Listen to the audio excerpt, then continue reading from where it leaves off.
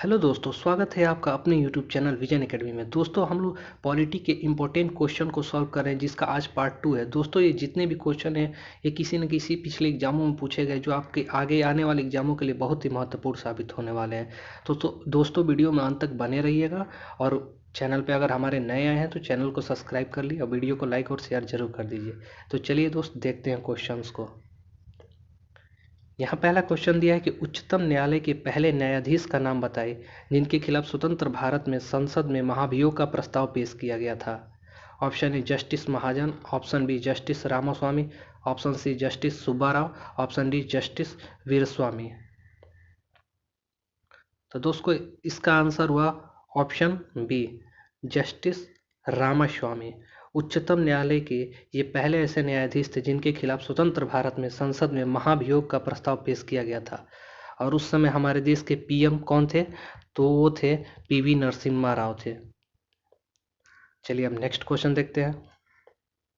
अगला क्वेश्चन दिया 1876 ईस्वी में कोलकाता में किसके द्वारा इंडियन नेशनल एसोसिएशन की स्थापना की गई थी?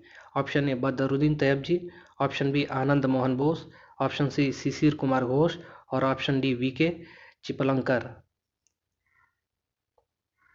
तो इसका आंसर हुआ ऑप्शन बी, आनंद मोहन बोस। 1876 में कोलकाता में आनंद मोहन बोस और सुरेंद्र नाथ बनर्जी द्वारा इंडियन नेशनल एसोसिएशन की स्थापना की गई थी।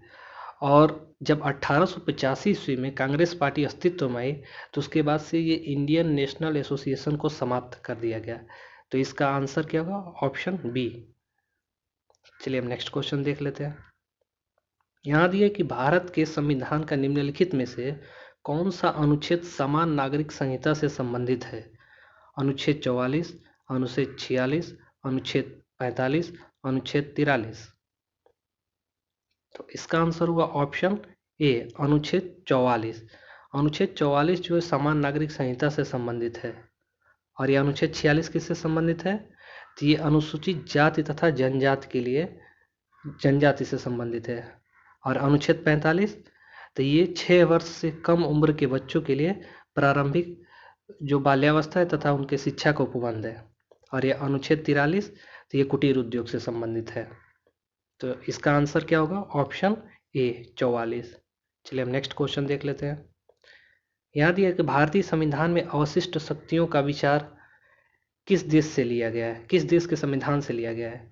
ऑप्शन ए दक्षिण Africa, option B America, option C Canada और ऑप्शन डी जापान। तो इसका आंसर हुआ ऑप्शन सी, कनाडा। भारतीय संविधान की अवशिष्ट शक्तियाँ कनाडा संविधान से लिया गया है। और अगर देखा जाए तो दक्षिण अफ्रीका से क्या लिया गया है? तो यहाँ से लिया गया है संविधान संशोधन लिया गया है दक्षिण अफ्रीका से। और अमेरिका से तो अमेरिका से आपका मौलिक अधिकार लिया गया है। और जापान से तो जापान से विधि द्वारा स्थापित प्रक्रिया लिया गया है। तो इस तरह इसका आंसर क्या हो गया? ऑप्शन सी, कनाडा से अवशिष्ट शक्तियाँ लिया गया है, अवशिष्ट शक्तियों का विचार। चलिए हम नेक्स्ट क्वेश्चन देख लेते हैं। यह दिया कि भारतीय संविधान के किस भाग में केंद्र राज्य के संबंध का वर्णन है? भाग पार्ट 10, पार्ट 12, पार्ट 11 या पार्ट 4? तो इसका आंसर हुआ ऑप्शन सी, पार्ट 11। जो भारतीय संविधान के भाग 11 है, जिसमें अनुच्छेद 245 से 255 तक केंद्र राज्य से संबंधित है ये। और इस समय हमारे संविधान का 22 भाग है संविधान में, और 12 अनुसूचियां हैं और 295 प्लस अनुच्छेद है। तो चलिए दोस्त, हम नेक्स्ट क्वेश्चन देख लेते हैं। याद दिया कि भारत के किस राज्य के उच्च न्यायालय में बनने वाली प्रथम महिला मुख्य न्यायाधीश कौन थी? रूमा पाल, दूसरा फातिमा बीबी, सी लीला सेठ या डी सईदा ताहिरा। तो इसका आंसर हुआ ऑप्शन सी, लीला सेठ। भारत के किसी राज्य के उच्च न्यायालय में बनने वाली पहली महिला मुख्य न्यायाधीश लीला सेठ थे। और अगर हमसे पूछ ले कि प्रथम महिला लोकसभा अध्यक्ष कौन थी, तो ये थी आपकी मीरा कुमार। और अगर हमसे पूछ ले कि सुप्रीम कोर्ट की प्रथम महिला न्यायाधीश कौन थी, तो वो हुई हमारी ये फातिमा बीबी। तो इसका आंसर क्या होगा? ऑप्शन सी, लीला सेठ। चलिए दोस्तों, नेक्स्ट क्वेश्चन देख लेते हैं। यहाँ है कि संपूर्ण भारत के भूभाग में मुक्त रूप से आवागमन करने का अधिकार भारतीय संविधान के किस अनुच्छेद के अंतर्गत मौलिक अधिकार है?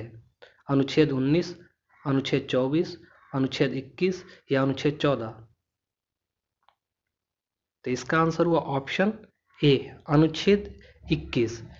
अनुच्छेद 19, सॉरी, अनुच्छेद 19 के जो डी है, उसमें देश में किसी भी भूभाग का आवागमन करने का अधिकार दिया गया है।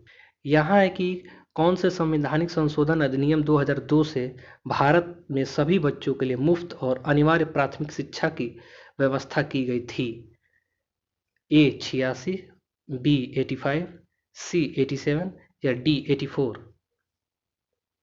तो इसका आंसर हुआ ऑप्शन ए, 86वें संविधान संशोधन अधिनियम 2002 से भारत में सभी बच्चों के लिए मुफ्त और अनिवार्य शिक्षा की व्यवस्था की गई थी, और ये मौलिक अधिकार के अनुच्छेद 21 क के अंतर्गत आता है। चलिए अब नेक्स्ट देख लेते हैं। यहाँ दिए कि भारत के राष्ट्रपति और उपराष्ट्रपति की मृत्यु की स्थिति में भारत के राष्ट्रपति के रूप में कौन कार्य करेगा? ए, संसद द्वारा चयनित उम्मीदवार, बी, भारत के प्रधानमंत्री, सी, भारत के मुख्य न्यायाधीश या डी, भारत के अटॉर्नी जनरल?